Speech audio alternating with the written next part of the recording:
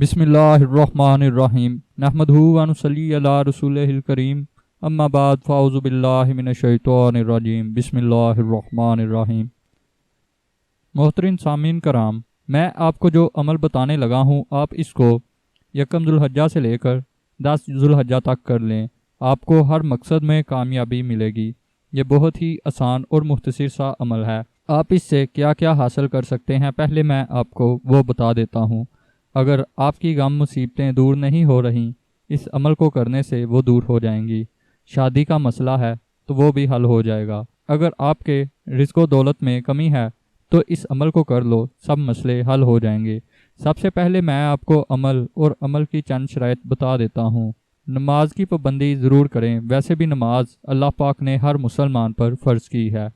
सूद और हराम माल से दूर रहें, बुराइयों को तर्क कर दें। अमल के दौरान दिल में किसी किस्म का शक व शुबा ना रखें, क्योंकि अमल की कामयाबी का इन्हिसार अमल के यकीन पर होता है। जितना ज़्यादा अमल का यकीन होगा उतना ही कामयाबी में इम्कान ज़्यादा होगा। अब अमल का तरीका सुन लें ताकि अमल के दौरान आपसे कोई गलती ना हो। प्यारे दोस्तों, आप दिन में कोई एक वक़्त मुकर्रर कर लें, चाहे इशा के बाद या फिर फजर के बाद। आपने 9 दिन तक 4 मरतबा सूरत मोहम्मद सल्लल्लाहु अलैहि वसल्लम को पढ़ना है और 10वें दिन सूरत मोहम्मद को आपने 5 बार पढ़ना है। और जब भी आपने ये अमल करना है तो अपने मकसद को अपने जहन में रख के ये अमल शुरू करना है।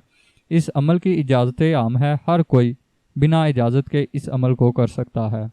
अगर आप हमारे चैनल पर नए हैं तो आप भी हमारे चैनल को सब्सक्राइब करके साथ बेल आइकन को प्रेस कर दें ताकि हमारी हर नई आने वाली वीडियो का नोटिफिकेशन आप तक पहुंच जाए। अब मिलते हैं अगली वीडियो में। खुदा हाफिज़।